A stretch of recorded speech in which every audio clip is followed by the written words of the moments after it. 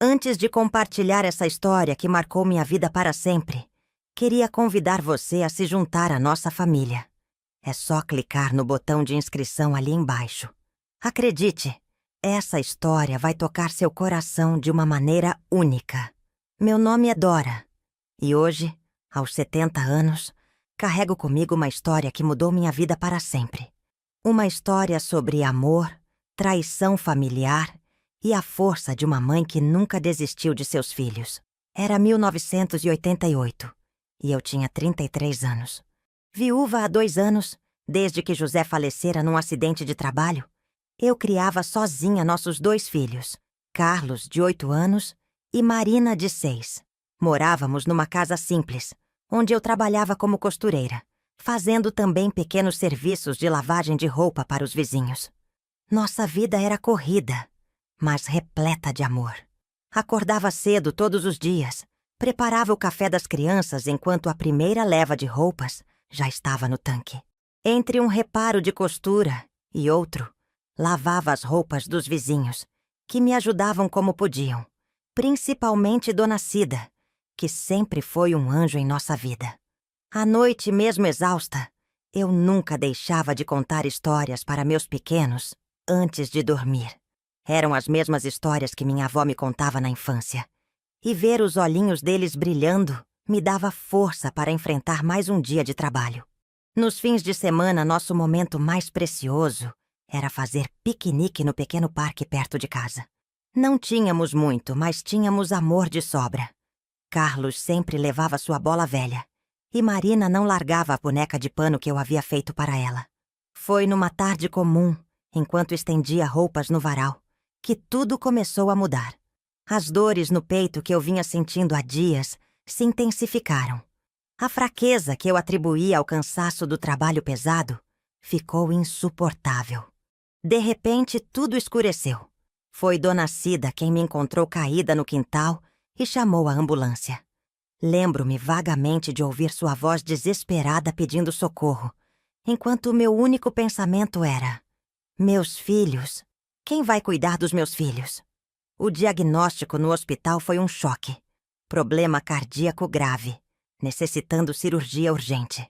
O médico falava sobre uma recuperação longa e difícil, mas eu só conseguia pensar em Carlos e Marina. Foi então que meu irmão mais novo, Antônio, apareceu como uma solução. Antônio era meu irmão mais novo, casado com Marta. Os 2 tinham uma vida confortável e, diferente de mim, não precisavam se preocupar com dinheiro. Nunca tiveram filhos, algo que sempre foi um ponto sensível para Marta. Dora, deixa as crianças com a gente enquanto você se recupera, Antônio disse, sentado ao lado da minha cama no hospital. Você sabe que vamos cuidar bem deles. Meu coração apertou.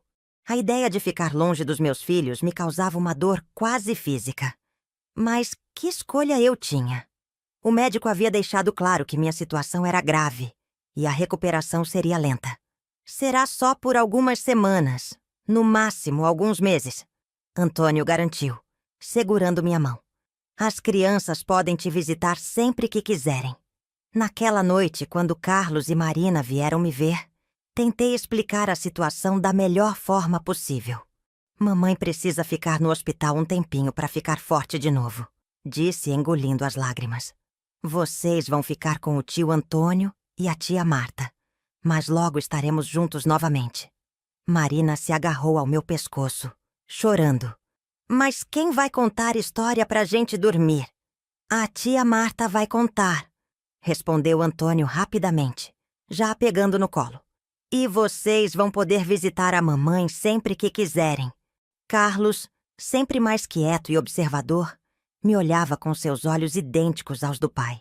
Promete que vai voltar logo, mãe? Prometo, meu amor. Prometo com todo o meu coração. Mas a cirurgia não correu como esperado. Tive complicações sérias, infecções, e precisei ficar muito mais tempo internada do que imaginávamos. Os primeiros meses, Antônio e Marta traziam as crianças para me ver a cada 2 semanas. Depois, as visitas começaram a ficar mais espaçadas. As crianças estão em época de provas, justificava Marta. O tempo está muito frio para tirá-los de casa, dizia em outra ocasião. Carlos está com uma gripezinha. Era a desculpa seguinte. Eu percebia mudanças sutis a cada visita. Marina começou a chamar Marta de tia-mãe. Carlos falava cada vez menos sobre nossa casa, sobre nossas memórias. Era como se uma nova vida estivesse sendo construída, e eu estava ficando de fora dela. 5 meses se passaram até eu finalmente receber alta. 5 longos meses em que meu corpo lutou para se recuperar, enquanto meu coração doía de saudade dos meus filhos. Saí do hospital mais magra, mais fraca, mas com uma única certeza. Queria meus filhos de volta. Antônio me buscou no hospital, mas algo em seu comportamento estava diferente. Frio, distante. No caminho para sua casa, ele começou a falar sobre como as crianças estavam adaptadas, como Marta era uma excelente mãe para eles, como tinham estabelecido uma nova rotina. Meu coração gelou. Algo me dizia que a batalha pela minha família estava apenas começando. Quando chegamos à casa de Antônio e Marta, meu coração batia acelerado. Ansiava por abraçar meus filhos, sentir seus cheiros, ouvir suas risadas. Mas o que encontrei foi um silêncio constrangedor e olhares esquivos. Carlos e Marina estavam sentados no sofá, parecendo 2 estranhos. Marina, minha pequena tagarela, mal levantou os olhos do chão. Carlos, sempre tão afetuoso, manteve distância. Oi, meus amores, falei com voz trêmula, abrindo os braços. A mamãe está de volta. Marina olhou para Marta como se pedisse permissão. Meu coração se partiu quando a ouvi dizer: Oi, tia Dora. Tia Dora? Desde quando eu era tia para minha própria filha? Carlos, por sua vez, apenas acenou com a cabeça, murmurando um oi, quase inaudível. Antônio pigarreou, quebrando o silêncio desconfortável. Crianças, por que não vão brincar no quintal enquanto conversamos com a Dora? Assim que ficamos sozinhos, Marta começou a falar sobre a nova rotina das crianças, sobre como estavam indo bem na escola, sobre os novos amigos que fizeram no bairro.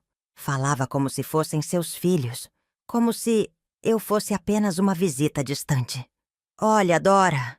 Antônio interrompeu, seu tom sério me causando calafrios. As crianças estão adaptadas aqui. Têm uma vida estável, confortável. Marta se tornou uma verdadeira mãe para eles. Mas eu sou a mãe deles, exclamei sentindo as lágrimas brotarem. Eles são meus filhos. Marta deu um suspiro pesado. Dora, seja razoável. Você ainda está se recuperando. Não tem condições de cuidar de 2 crianças agora. Pense no bem-estar deles. Além disso, Antônio continuou, evitando meu olhar. Iniciamos um processo de guarda enquanto você estava internada. Legalmente, neste momento, somos os responsáveis por Carlos e Marina. Fiquei sem ar, como se tivesse levado um soco no estômago. Vocês... O quê? Como puderam fazer isso comigo?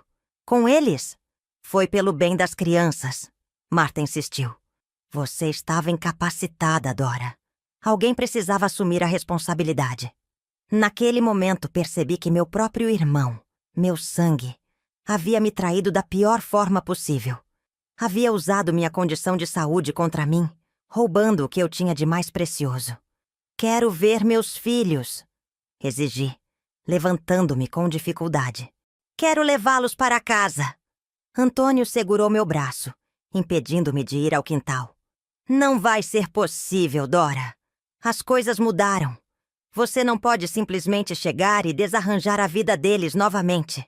Desarranjar! Gritei, as lágrimas agora correndo livremente. Eu sou a mãe deles. Como ousa dizer que estou desarranjando suas vidas? Marta interveio, sua voz falsamente doce. Por que não damos um tempo? Você pode visitá-los aos poucos, se readaptar. Saí daquela casa sentindo-me derrotada, traída e, acima de tudo, com o coração partido. A última imagem que tive foi de Carlos e Marina me observando pela janela, seus rostinhos confusos e distantes. Naquela noite, sozinha no pequeno quarto que aluguei às pressas, Chorei como nunca havia chorado antes. Mas em meio às lágrimas, uma certeza se formou. Eu lutaria. Lutaria com todas as minhas forças para ter meus filhos de volta. A batalha estava apenas começando, e eu não desistiria sem lutar. Nos dias que se seguiram, mergulhei em um turbilhão de emoções. Raiva, tristeza, desespero e determinação se misturavam em meu peito. Mas não podia me dar ao luxo de desabar. Meus filhos precisavam de mim, mesmo que eles próprios não soubessem disso ainda. Com o pouco dinheiro que me restava, aluguei um quarto simples na periferia da cidade. O espaço era apertado, mas eu sonhava em transformá-lo em um lar acolhedor, para quando Carlos e Marina voltassem. Comecei a trabalhar incansavelmente, aceitando qualquer serviço de costura que aparecesse. Minhas mãos, ainda trêmulas pela cirurgia, se esforçavam para manter o ritmo. Às vezes, passava noites inteiras costurando, ignorando as dores no peito e a fadiga. Cada centavo economizado era um passo mais próximo de ter recursos para lutar pela guarda dos meus filhos. Consegui o contato de uma advogada através da igreja local.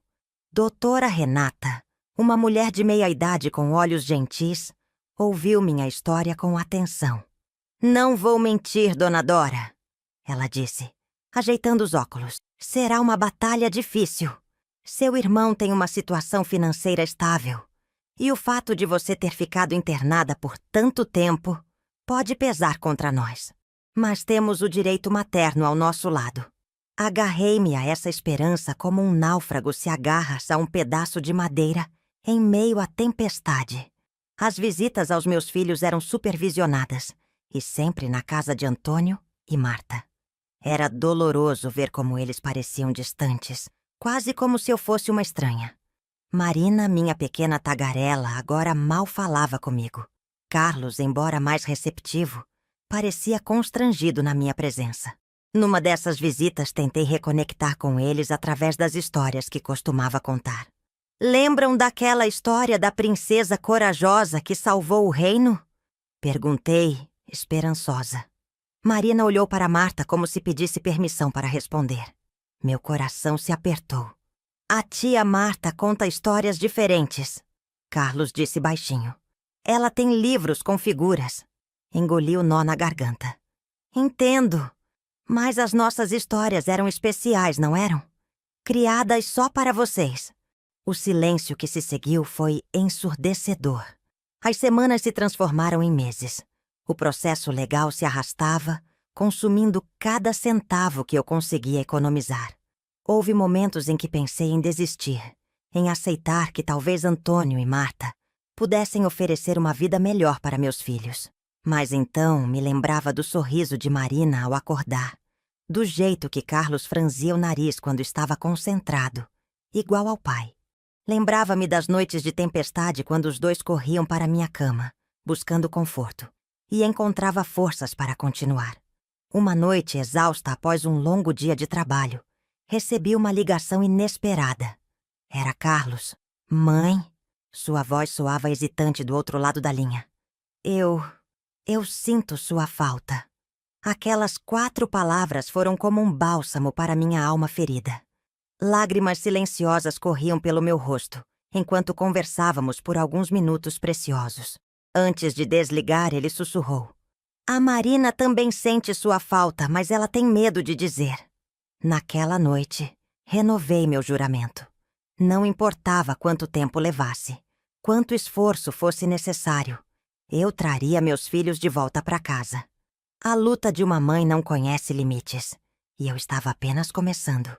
O telefonema de Carlos foi um ponto de virada. Percebi que, apesar da distância física e emocional que nos separava, o vínculo com meus filhos ainda existia, frágil, mas presente. Isso me deu uma nova perspectiva e energia para continuar lutando. Nas visitas seguintes, notei pequenas mudanças. Marina começou a me olhar nos olhos por mais tempo. Carlos ocasionalmente fazia perguntas sobre nossa antiga casa, sobre as histórias que eu costumava contar. Eram passos pequenos, mas significativos. Um dia decidi levar minha velha caixa de costura para uma das visitas. "Lembram quando fazíamos bonecos de retalho juntos?" Perguntei, tirando pedaços coloridos de tecido da caixa. Os olhos de Marina brilharam com uma faísca de reconhecimento. Timidamente ela se aproximou e pegou um pedaço de tecido florido. Esse parece com o vestido da minha boneca antiga, ela murmurou. Por 2 horas mágicas, costuramos juntos. Carlos, embora fingisse desinteresse no início, logo se juntou a nós, ajudando a escolher os botões para os olhos dos bonecos. Por um momento, era como se o tempo não tivesse passado, como se estivéssemos de volta à nossa pequena casa, criando memórias juntos. Marta observava de longe, uma expressão indecifrável em seu rosto. Percebi que ela também estava em uma situação difícil. Havia se apegado às crianças. As amava como se fossem seus próprios filhos. Mas eles eram meus, e aos poucos, estavam se lembrando disso. O processo legal continuava, lento e desgastante. Cada audiência era uma montanha-russa emocional. Antônio e Marta argumentavam sobre estabilidade financeira, sobre a rotina estabelecida das crianças. Meus advogados contra-argumentavam sobre o direito materno, sobre o vínculo insubstituível entre mãe e filhos.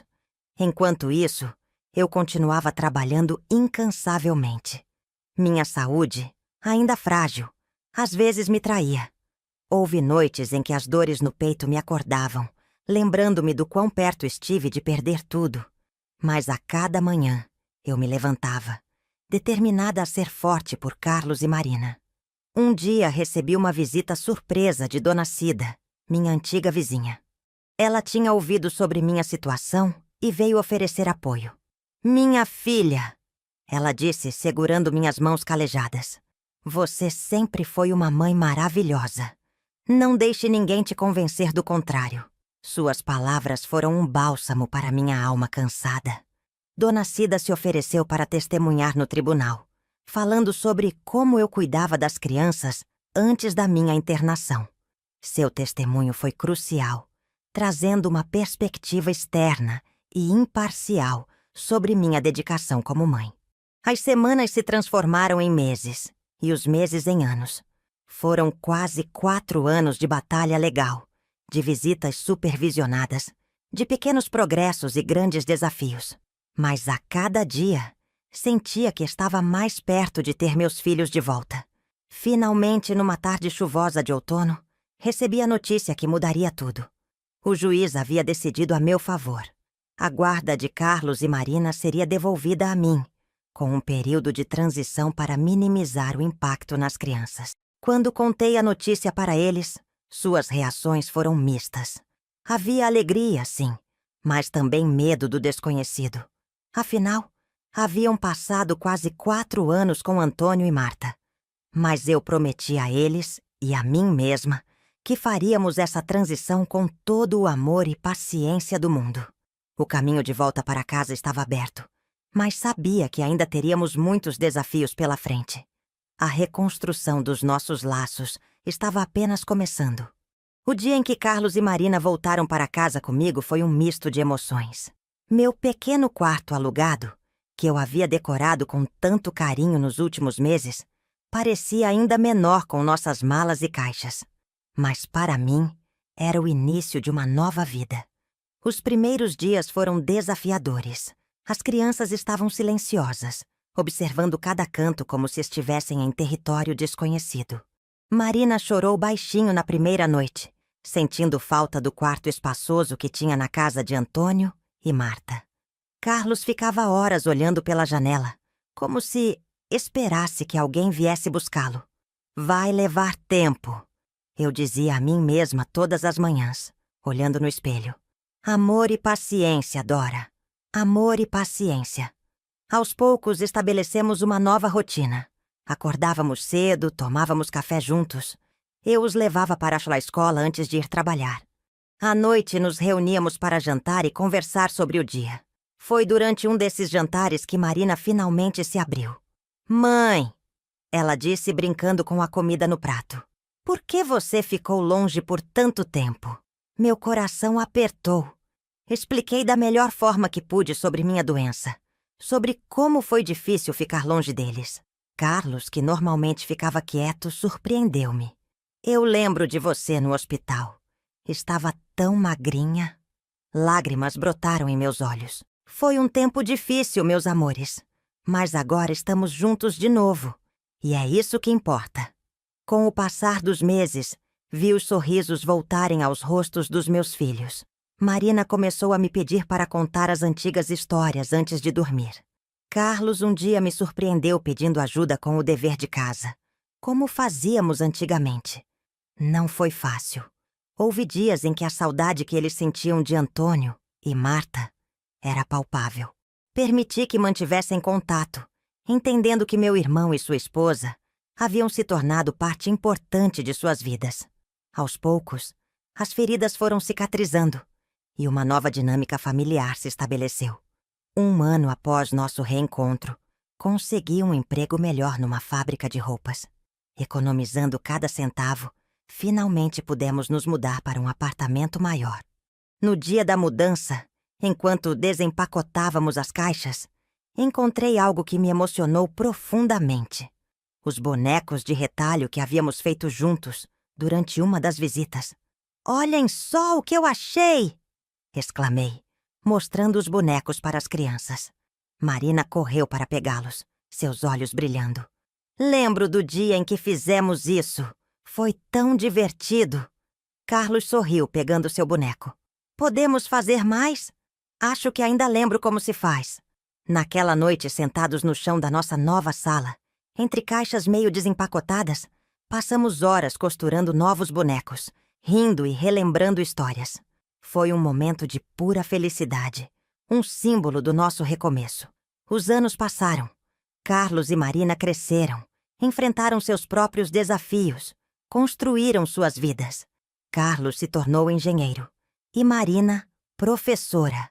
Ambos se casaram e me deram netos maravilhosos. Hoje, aos 70 anos, olho para trás e vejo que aqueles anos de separação, por mais dolorosos que tenham sido, nos ensinaram o valor do amor familiar. Aprendi que ser mãe é muito mais do que estar presente fisicamente. É sobre o amor incondicional que supera qualquer obstáculo. Meu relacionamento com Antônio nunca voltou a ser o mesmo. Mas, com o tempo, conseguimos estabelecer uma convivência respeitosa. Marta, surpreendentemente, tornou-se uma aliada, ajudando as crianças a entenderem e processarem tudo o que aconteceu. A vida nos pregou uma peça difícil, mas saímos dela mais fortes, mais unidos. E hoje, quando vejo meus filhos com seus próprios filhos, contando as mesmas histórias que eu contava, sinto que todo o sofrimento valeu a pena. Porque, no final, o amor de uma mãe realmente supera tudo. E assim, queridos ouvintes, termino minha história. Se ela tocou seu coração, não se esqueça de se inscrever no canal, deixar seu like e compartilhar seus pensamentos nos comentários. Suas histórias e experiências são valiosas e podem inspirar outros. Até a próxima!